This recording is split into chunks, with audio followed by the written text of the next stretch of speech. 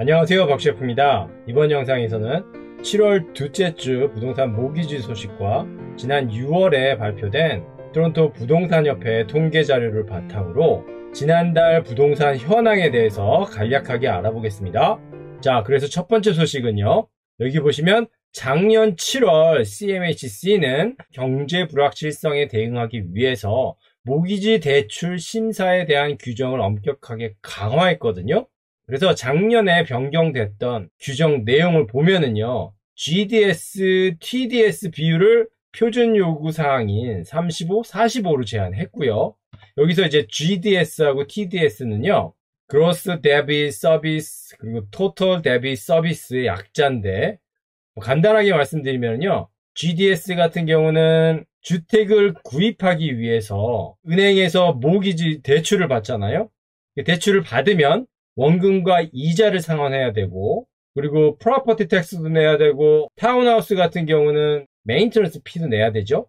그러니까 주택을 구입하면서 주택 관련해서 매달 내야 하는 비용이 소득의 몇 퍼센트 비율인지 정해놓고 있거든요. 그래서 여기서는 그 GDS 비율이 35라는 겁니다. 그러니까 다시 말해서 소득의 35%까지 주택 관련된 비용으로 허가를 해준다는 거죠. 그러니까 만약에 소득의 35% 이상을 주택 관련 비용인 모기지 원금, 이자, 프로퍼티 텍스, 매니지먼트 피 이렇게 낸다면 아무래도 생활하기 더 빠듯해지겠죠. 그러니까 이제 그런 측면에서 부채를 위험 부담 없이 잘 상환할 수 있도록 각 은행들은 이런 표준 대비 비율을 정해놓고 있는데 그 비율이 GDS는 35, TDS는 42였다는 겁니다.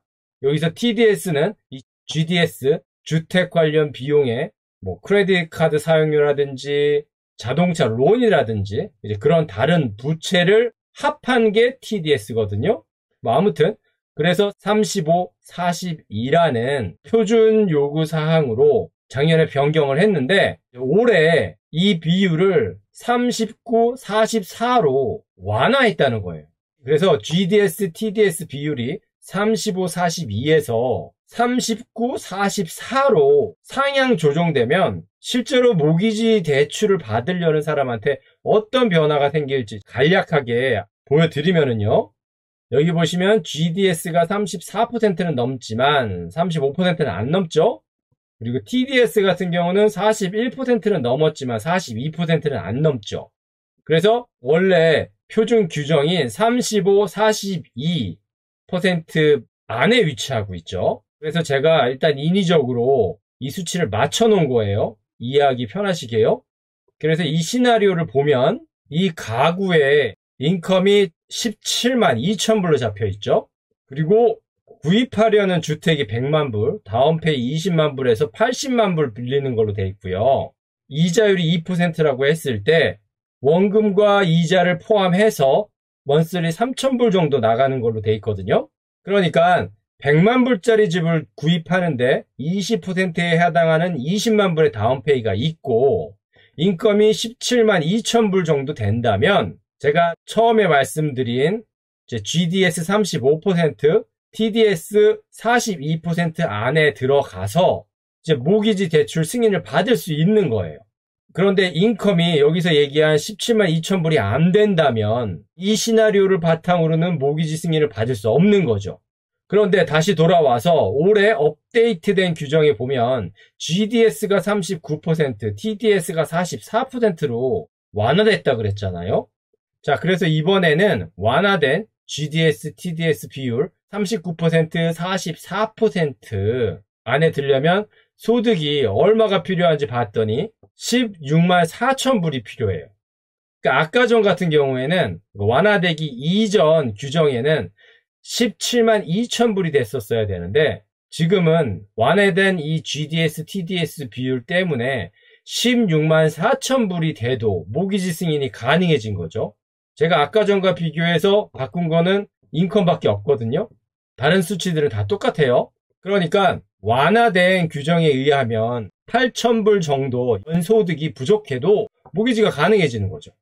그랬는데 거기에다가 작년 같은 경우는 최소한 크레딧 스코어가 860점이 넘어야 되는데 요번에 다시 변경되는 규정에 따르면 600점만 넘어도 되고요. 그리고 예전에는 그러니까 자신이 가지고 있는 자금만 다운페이로 가능했거든요. 그러니까 누구한테 빌린 돈은 다운페이를 사용할 수 없었어요.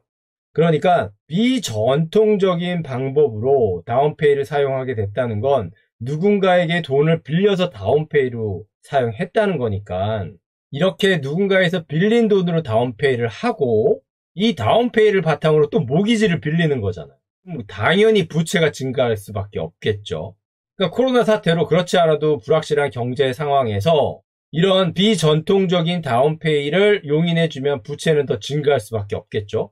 그래서 규제를 했는데 이런 부분에서도 완화를 하고 거기에다가 여기 보시면 신용 여력이 없는 차용인에 대해서도 모기지 대출 보험 신청의 가능성을 고려한다는 얘기예요. 사실 신용 여력이 없으면 신용도를 측정할 수 있는 방법이 없잖아요. 그런데 없음에도 불구하고 대체 방법을 통해서 가능하게 고려해 본다는 거죠. 그러니까 이 또한 전반적인 모기지 규정을 완화시킬 수 있겠죠. 그래서 얼마 전에 스트레스 테스트가 강화됐잖아요. 가장 큰 이유 중에 하나는 부동산 과열을 좀 더 억눌러 보겠다는 취지이기는 합니다만 그런 스트레스 테스트가 강화됐음에도 불구하고 얼마 지나지 않았는데 모기지 같은 경우는 완화되고 있죠. 모기지 대출 심사가 완화되는 방향으로 규정이 업데이트된 거죠. 그래서 작년에 코비드 사태로 인해서 경제 불확실성이 커질 때 주택 구매자도 보호하고 정부와 납세자의 위험도 줄이고 시장의 안정성을 지원하기 위해서 변경했던 규정들이 생각보다 효과적이지 않아서 올해 이렇게 업데이트 하겠다는 거거든요. 그래서 대략적인 가이드라인은 이렇게 업데이트 될 예정인데 이제 이런 사항들이 은행별로 언제 어떻게 변화될지는 두고 봐야겠지만 확실한 건 모기지 스트레스 테스트 강화 이후로 이제 모기지 대출 심사가 완화되는데 큰 영향을 줄 수밖에 없겠죠. 그래서 주택 구입을 위해서 모기지 대출에 관련해서 궁금하신 분들한테는 참고가 될 것 같아서 가지고 와 봤습니다. 자, 그리고 한 가지 소식을 더 전해드리면요. 여기 보시면 3베드 토론토 콘도 가격이 4개월 만에 20만 달러 상승했다는 소식이죠. 제가 여기 잘못 적어놨네요. 죄송합니다. 그래서 여기 보시면 strata.ca의 최근 데이터에 따르면 토론토의 6월 평균 콘도 가격이 90만 불이 조금 넘었는데 지난 3월에는 70만 5천 불이었어요. 20만 불을 조금 안 되게 상승한 거죠. 그리고 광역 토론토 지역 같은 경우는 3월에는 69만 5천 불, 그러니까 70만 불 정도였는데 최근에는 77만 5천 불 정도로 11% 정도 증가했고요. 그래서 이렇게 3베드 토론토 콘도 가격이 많이 상승한 이유로 여러 가지 이유가 있겠지만 여기서는 코로나 사태로 이제 일시적으로 토론토를 떠났던 사람들이 돌아오고 있기 때문이라고 얘기하고 있거든요. 이 이유가 다는 아니지만 부분적으로는 맞죠. 여전히 재택근무를 많이 하고는 있지만 확진자 수가 완화되면서 코로나 백신 보급률도 높아지고 재개방 계획이 진행됨에 따라서 3베드 콘도 유닛에 대한 수요가 높아지고 있고 그리고 제가 보기에 더 큰 이유는 이 다음에 제가 적어놓은 내용이죠. 여기 보시면 단독주택의 높은 비용은 침실 3개짜리 주택에 대한 수요를 주도하고 있는데 옵션이 거의 없는 구매자가 이제 3베드 콘도를 대안으로 고려할 수밖에 없는 상황이라는 거죠. 그렇죠. 그러니까 4인 가족 같은 경우 최소한 3베드가 돼야 되는데 3베드 단독주택, 디태치드, 세미 디태치드 하다못해 타운하우스 같은 경우도 주택 가격이 너무 올랐기 때문에 구입할 여력이 없죠. 그래서 결국 눈을 돌리는 건 3베드 콘도라는 거죠. 그래서 여기 보면 지난 3월에 토론토 3베드짜리 콘도 구매가 호가보다 8.4% 더 지불했다고 스트라타는 발표했거든요. 그러면서 4월에 정점을 찍은 이후에 재고 수준이 계속 감소함에 따라 경쟁이 더욱 가열될 가능성이 있다고 예상하고 있어요. 그래서 최근에 주택시장을 잘 대변해주고 있는 소식인 것 같아서 이 소식도 가지고 와 봤고요. 자, 이번에는 지난주에 발표한 6월 부동산 통계 현황을 간략하게 알려드리면요. 평균 주택 거래량 같은 경우는 감소했습니다. 마이너스 7.1%라고 나와 있죠. 물론 작년보다는 아직도 30% 정도 높은 수치이기는 합니다만 지난달에 비해서는 9% 정도 하락했어요. 그래서 조금 더 구체적으로 살펴보시면은요. 이 그래프에 보시면 지난 3월 달에 고점을 찍었죠. 그리고 가격이 4월 달에 조금 내려갔다가 지난 5월에 최고점을 찍었죠. 110만 불이 넘었으니까요. 평균 가격이. 그리고 6월에는 다시 떨어졌어요. 그러니까 1월, 2월, 3월까지 급격하게 상승했다가 그 다음부터는 지금 보합세로 가고 있죠. 떨어졌다 올라갔다 하고 있지만 결국은 이 범위 안에 있죠. 100만 불과 110만 불 이 범위 안에 있죠. 그런데 판매량 같은 경우는 1월, 2월, 3월까지 올라갔다가 그 이후로 계속해서 떨어지고 있죠. 물론 6월 같은 경우는 4월에서 5월의 차이에 비하면 적은 폭이긴 하지만 그래도 전체적인 흐름상에서는 계속 하락세를 보이고 있죠. 평균 판매량이요. 그래서 한편에서는 이런 판매량 하락세를 두고 계절적인 요인이라고 말하기도 해요. 그러니까 1월, 2월, 3월 이렇게 봄시장까지 피크였다가 봄시장이 지나면서 판매량이 떨어지고 있다는 거죠. 근데 그렇게 계절적인 요인도 없지 않아 있긴 하겠지만 그렇게 계절적인 요인이라고만 보기에는 이 가격 흐름이 판매량에 비해서 계속 고점을 유지하고 있죠. 그래서 제가 조금 더 정확하게 보기 위해서 지금 2021년이죠. 2020년, 2019년 자료를 가지고 와 봤습니다. 그래서 먼저 2020년 자료를 비교해 보면 1월, 2월, 3월은 상승했는데 이제 코로나 사태 때문에 4월을 떨어졌다가 그 다음에 다시 올라가죠. 2021년 올해와 비교하면 전혀 다른 추세죠. 그러니까 코로나 사태 때문에 비교할 수가 없죠, 사실. 비슷해야지 뭔가 비교를 할 수가 있는데 대조되는 모습이죠.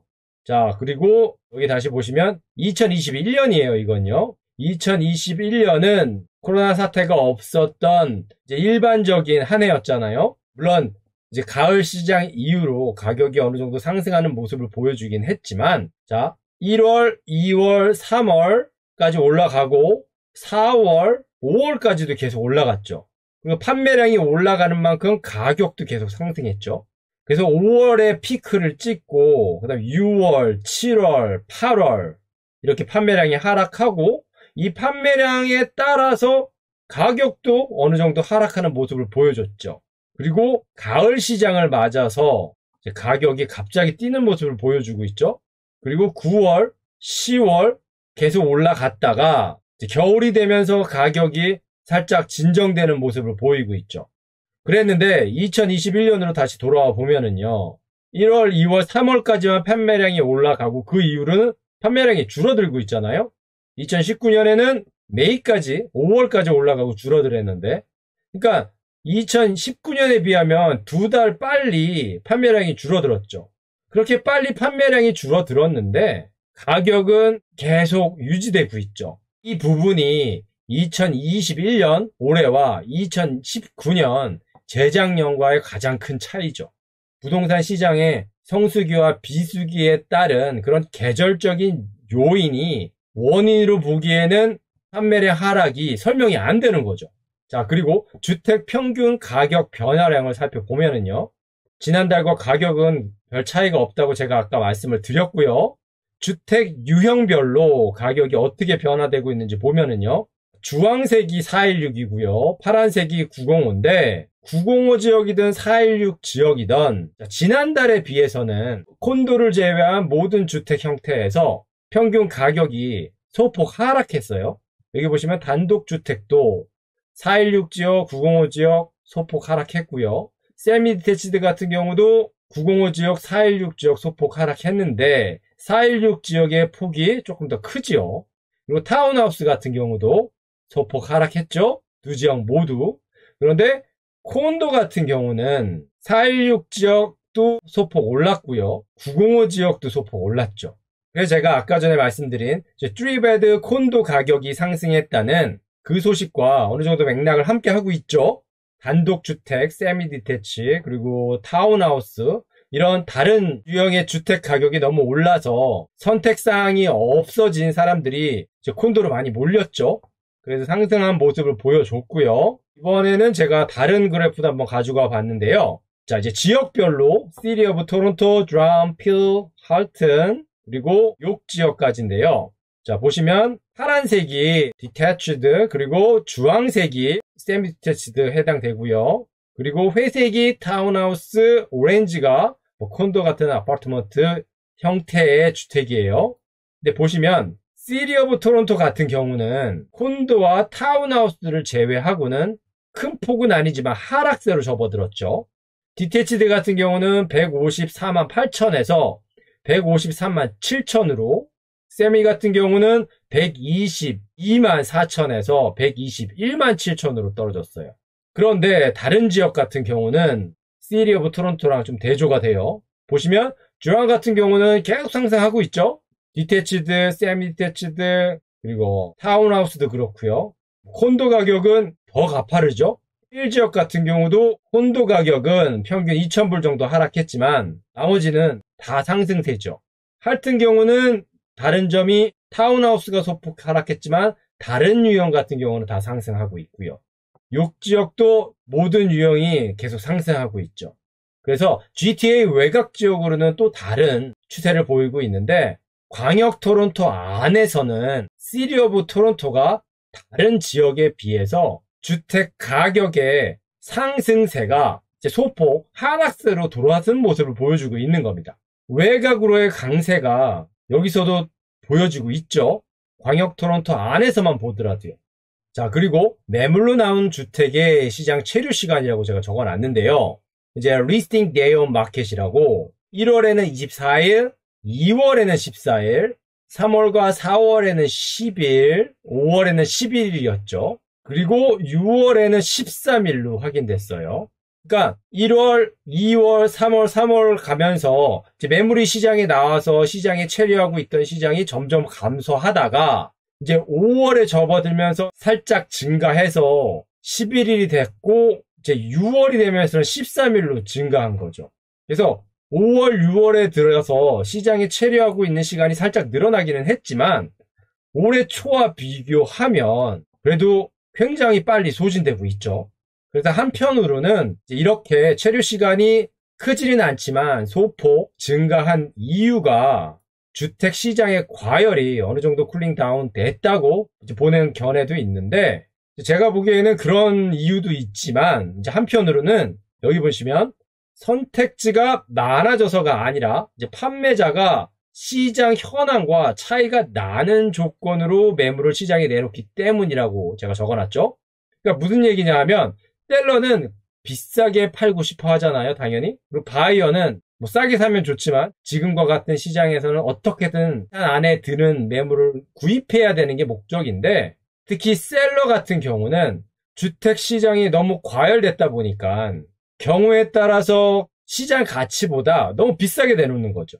그러니까 물론 그렇게 해도 잘 팔리는 경우도 있지만 예전에 비해서는 이제 그렇게 가치 책정이 잘못된 매물 같은 경우는 시장에 체류하고 있는 시간이 더 길어질 수밖에 없죠. 그런 셀러의 기대와 현실 사이에 이제 미스매칭이 어떤 시장에서는 그 비율이 높아지면서 지역에 따라 틀리기는 하지만 시장에 체류하는 시간을 소폭이나마 증가시키는 요인으로 작용했다고 볼 수도 있죠. 자, 그리고 마지막으로 지역별 SDNLR 변화량 추세를 보면은요. 이게 6월 자료니까 6월 달에 보면 지난 5월에 비해서 다 상승했죠? 4월에 비해서도 계속 상승했고요. 제가 여러 번 설명을 드렸습니다만 SDNLR 비율이 이제 40%가 안 되면 바이어 시장, 60% 위로 가면 셀러 시장이거든요. 근데 이제 광역 토론토 같은 경우는 50만 돼도 뭐 바이어 시장이라고 봐도 무방해요. 그 정도로 셀러에게 유리한 시장인데 그 비율이 계속해서 올라가고 있는 거죠. 여기 보시면 두람 지역 같은 경우는 80%가 넘었죠. 할튼 지역이 80% 조금 미치고요. 75가 조금 넘고요. 필 지역이 70%가 조금 안 되네요. 그리고 광역 토론토 전체가 65% 정도 되고요. 역 리즌이 60이 조금 넘고요. 그리고 시티 오브 토론토가 60이 조금 안 되죠. 그러니까 시티 오브 토론토만 아직 작년 수준을 되찾지 못했고, 다른 지역 같은 경우는 우상향하고 있는 건 기본이고 예전에 작년 수준을 넘어섰죠. 자, 그래서 종합해보면 이 그래프처럼 판매량은 하락하고 있지만 2019년 자료와 비교해 볼 때 계절적인 요인이라고 보기에는 이 판매량의 하락세와 가격은 유지되고 있는 이 상황을 볼 때 전반적인 주택 시장이 쿨링다운 됐다고 보기에는 어려움이 크고요. 그리고 그 사실을 뒷받침해 주듯이 셀러 마켓이 계속해서 우상향하면서 강화되고 있는 추세를 여기 보여주고 있는 거죠. 그리고 이런 자료에서 확인할 수 있듯이 이제 외곽 지역과 달리 이제 도심으로 갈수록 주택 가격의 상승폭이 외곽에 비해서 약했는데 이제 지난 6월에는 그 상승폭이 꺾여서 소폭 하락대로 바뀌었다는 거. 그래서 여기 보시면 봉쇄가 완화된 이후 많은 구매자들이 여름을 즐기기 위해서 또는 하락하는 판매량과 소강 상태인 가격 상승에 안도의 한숨을 쉬면서 구매를 미루고 있는 실정이고, 여기에 이제 혹시 모르는 거품론에 대한 불안감도 크게 작용하고 있는 게 사실인데요. 하지만 이제 많은 구매자들이 가을까지 구매를 기다리고 있는 모습이기 때문에 이제 돌아오는 가을에는 이번 봄과 같은 급격한 가격 인상과 다시 치열한 비딩 상황으로 되돌아갈 가능성도 없지 않아 있다는 거예요. 그리고 여기에다가 코로나 확진자 감소로 인해서 이민자의 유입이 많아지게 된다면 올 봄의 주택시장보다 더 과열될 가능성도 있죠. 네, 그래서 이번 영상에서는 지난주 부동산 모기지 소식과 함께 토론토 부동산협회에서 발표한 6월 통계 자료를 바탕으로 간략하게 정리해 보았습니다. 네, 오늘은 여기까지만 하겠습니다. 지금까지 영상이 도움이 되셨다면 좋아요, 구독, 알람 버튼 부탁드립니다. 지금까지 박 셰프였습니다. 감사합니다.